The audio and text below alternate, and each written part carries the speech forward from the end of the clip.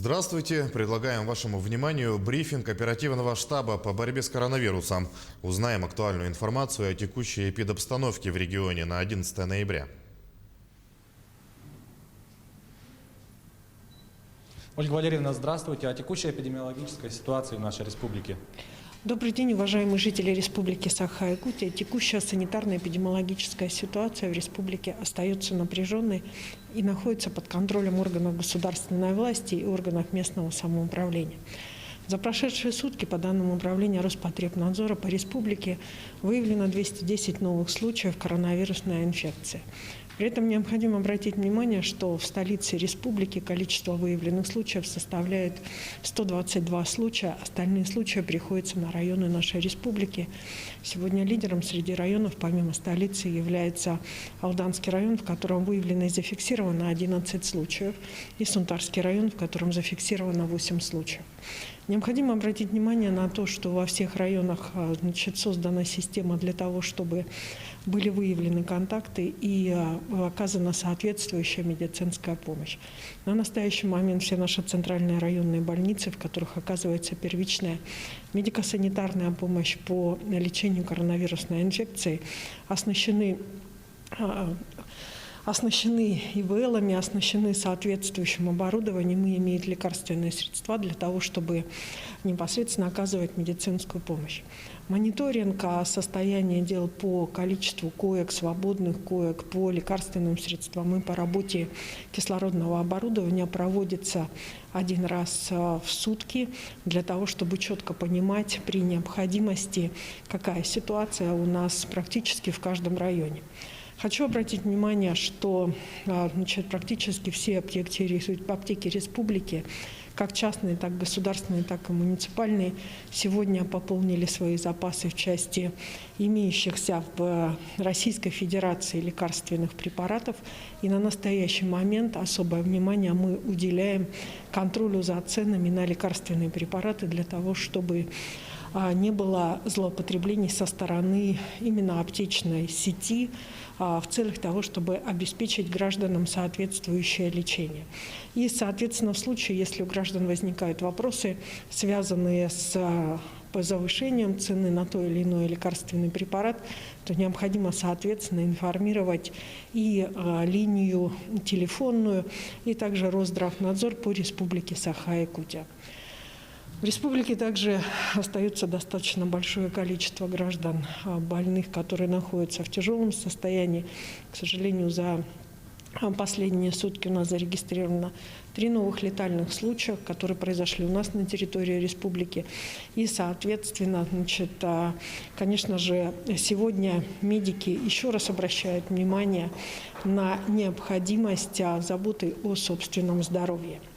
За сутки сделано нашими лабораториями 6279 исследований на новую коронавирусную инфекцию. В целом мы практически подходим уже к 700 тысяч тестов на территории республики. И, соответственно, дальше будем продолжать работу в этом направлении. Как мы и говорили ранее, у нас начали работать в том числе и иные способы тестирования. Ну и кроме того, еще раз напоминаю гражданам, что в соответствии с указом главы Республики Саха-Якутия в режиме повышенной готовности есть определенные требования, которые сегодня действуют в качестве правил поведения на территории республики. Это ношение масок, это соблюдение социальной дистанции. Для граждан же, которые находятся в возрасте старше 65 лет и граждан, которые имеют хронические заболевания, обязательным правилом является самоограничение и нахождение, и ограничение именно посещений, соответственно, общественных мест для того, чтобы как можно дольше сохранить в том числе и собственное здоровье как таковое. На настоящий момент усилена вновь работа, как я уже говорила, волонтерских служб на территории республики. И необходимо обратить внимание на то, что Министерство по делам молодежи Республики Саха-Якутия является координирующим центром по организации волонтерской помощи каждому, кому необходима помощь у нас на территории республики. За все эти 8 месяцев пандемии именно волонтерский корпус республики показал себя как один из лучших корпусов вообще в целом. И в целом необходимо сегодня и поблагодарить волонтеров, и призвать их вновь дальше помогать, оказывать помощь, уже ту помощь нашим людям, которые сегодня находятся в том числе на самоизоляции. Почему я обращаю сегодня на это внимание? Потому что все-таки в условиях пандемии оказание помощи именно гражданам, которые находятся в условиях самоизоляции, они должны оказываться, любая помощь должна оказываться по строго установленным правилам. И наши волонтеры этому обучены. Поэтому это сегодня достаточно важно. Спасибо большое. Это был брифинг регионального оперштаба по борьбе с коронавирусом, а мы переходим к другим новостям.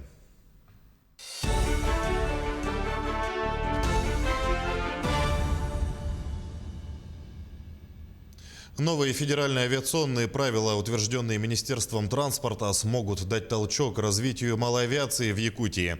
Об этом сообщил председатель Ассоциации малой авиации региона Иван Лукин. Новые правила, вступающие в силу в начале следующего года, разрешают перевозить на легких самолетах и вертолетах больных, медгрузы и персонал. Также вести разгрузку и погрузку, проводить ледовую разведку, искать пропавших людей, вести отстрел волков. Заказчиками могут выступать как частные компании, так и региональные власти. Основная цель была, чтобы именно обеспечить транспортную доступность и обеспечение продуктами, товарами и грузами и так далее наших отдаленных услугов. Потому что раньше категорически запрещалось, допустим, из районного центра, привезли картошку, дальше уже надо было только машинами. Сейчас можно уже теплый самолет, можно и взять его, и всех развезти, можно лекарства оперативно доставлять, фрукты, овощи и так далее.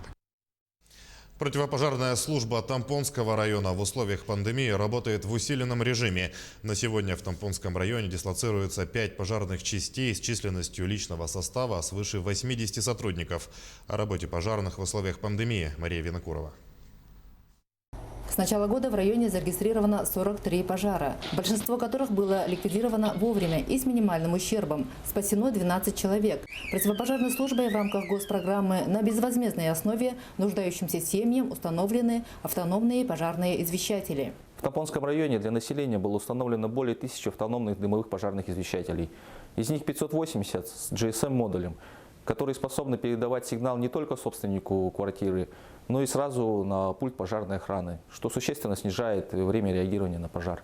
Сотрудниками противопожарной службы Тампонского района проводятся инструктажи населения о мерах пожарной безопасности, мероприятия в целях предупреждения пожаров. На сегодняшний день все профилактические мероприятия выполняются с соблюдением санитарных мер.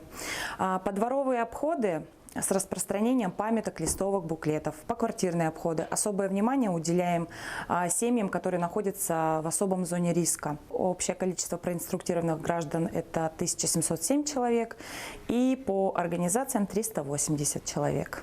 Угроза коронавирусной инфекции внесла коррективы и в работу противопожарных частей Тампонского района. Проводится постоянный мониторинг состояния здоровья личного состава. Соблюдаются все требования санитарных норм на местах несения службы. На сегодняшний день у нас удаленно работает 3 сотрудника. Это 2 инструктора пожарной профилактики и 1 мастер ГДЗС. Но остальные работают не встречаясь друг с другом. Караулы также сменяются.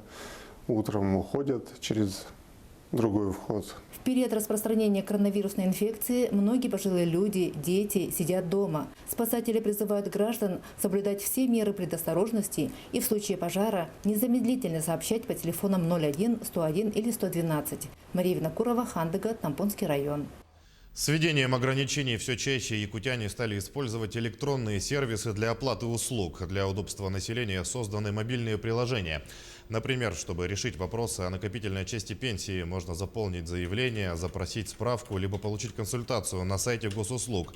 А у потребителей ЖКХ есть возможность, не выходя из дома и без комиссии, оплатить жилищно-коммунальные услуги дистанционным способом на сайте ГУП ЖКХ Якутии, в личном кабинете с помощью мобильного приложения, через платежные системы Сбербанк онлайн или государственную информационную систему dom.gosuslуги.ру. Прирост онлайн-платежей, проводимых через сайт ГУПа ЖКХ и мобильное приложение нашего предприятия, составил 30%.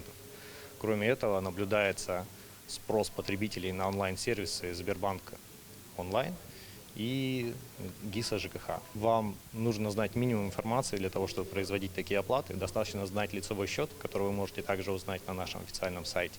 Это оперативно. Не нужно создавать толкучки в кассах по приему платежей, которые, кстати, тоже продолжают работать, соблюдая все санитарно-эпидемиологические нормы. Но, тем не менее, не выходя из дома, находясь в тепле, вы можете оплатить любые услуги, потребленные, любые жилищно-коммунальные услуги и оставаться в безопасности. Программу «Дистанционный учитель» запустили в Якутии. Она создана на базе Института развития образования и повышения квалификации и предназначена для поиска замены педагога. Как рассказал министр образования и науки региона Михаил Сивцев, школам в районах направили номер телефона, по которому они могут обратиться с просьбой подсказать учителя, способного в дистанционной форме заменить того или иного педагога. Также министр отметил, что сейчас нехватки учителей не наблюдается. По данным пресс-службы Минобрнауки, 395 школ возобновили обучение после каникул. Из них в очной форме 140, в очно-заочной порядка 130, в дистанционной форме более 120. На каникулах до 15 ноября находятся около 250 школ. В столице участились случаи исчезновения женщин. Как пояснили в пресс-службе МВД региона, это не носит криминального характера. Местонахождение всех пропавших ранее женщин установлено. Одни из главных причин исчезновения – это злоупотребление алкоголем и конфликты с родственниками. Так, 8 ноября в полицию поступило сообщение о пропаже 32-летней жительницы Якутска. Она была обнаружена полицейскими у своих знакомых. Выяснилось, что женщина ранее неоднократно уходила из дома. Другая 19-летняя жительница столицы, которая 31 октября ушла из дома по улице Автодорожная, найдена оперативниками в тот же день. А накануне в полицию обратилась дочь 44-летней женщины, которая покинула дом по улице Лермонтова и пропала без вести. В настоящее время устанавливают ее местонахождение. В ведомстве отмечают, что она ранее уже уходила из дома. В Алекминском районе на совещании обсудили реализацию поручения главы республики по отлову бродячих животных. Финансирование проведено в полном объеме. До завершения отчетного периода средства будут отработаны, заверили ответственные лица. В какую сумму обойдется каждая бродячая собака, знает Елена Фаст.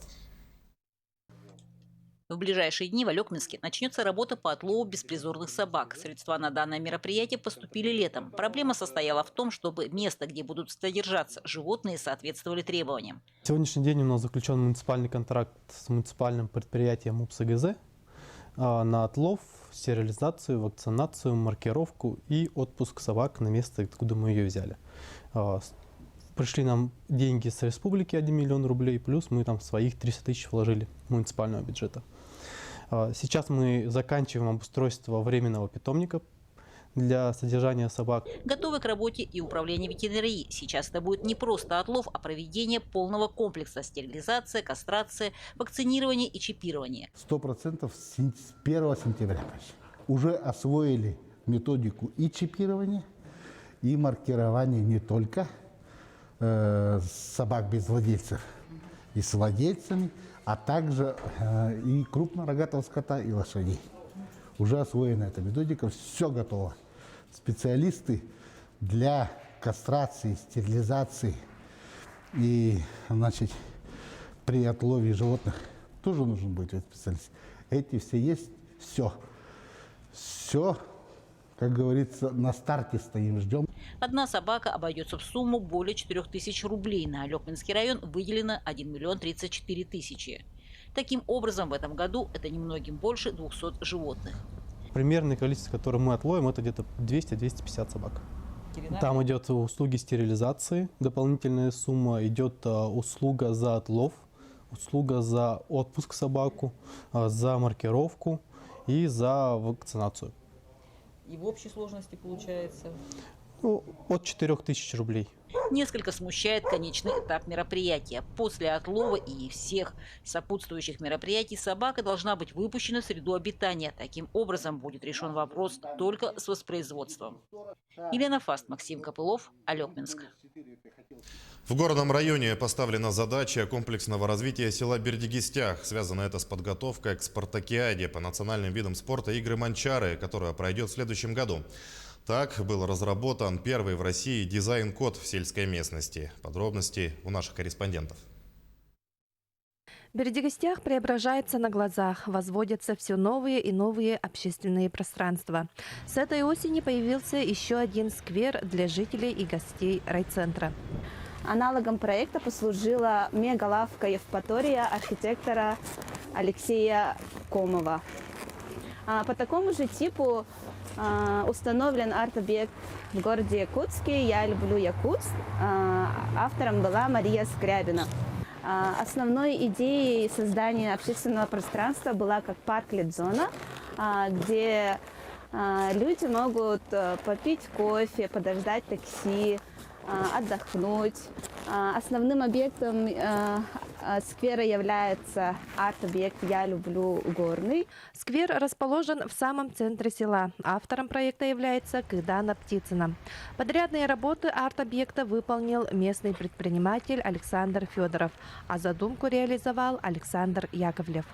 Тут вечером еще красивее, когда лампочки горят. Мы вечером сюда приходим поиграть с ребятами. Тут очень красиво.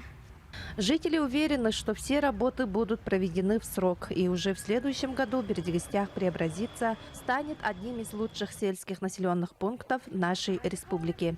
Аделена Тастырова, Иван Слепцов, Михаил Мордовской, Михута, Бердигостях, Якутия 24. К этому часу это все новости. Не забывайте носить маску в общественных местах. Мы следим за развитием событий.